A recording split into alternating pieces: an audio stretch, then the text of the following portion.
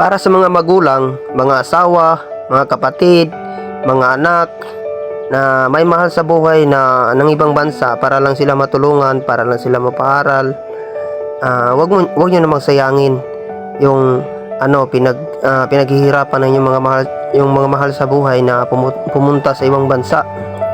Kasi sobrang hirap na dinanas nila doon. Sobrang lungkot kasi nalayo sila sa kanilang mga mahal sa buhay. Kaya kayo mga anak, kung pinapaaral man kayo ng inyong mga magulang, mag-aral kayo ng mabuti.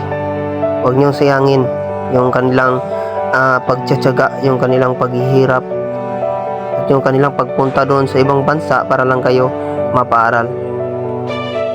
At para rin sa mga kapatid, mga magulang, mga asawa, huwag naman kayong magloko. Huwag nyo namang yung sayangin yung mga perang pinadadala ng inyong mahal sa buhay na pumunta sa ibang bansa. Huwag nyong iwaldas-waldas yan. Igagasto o gagamitin nyo yan sa tama.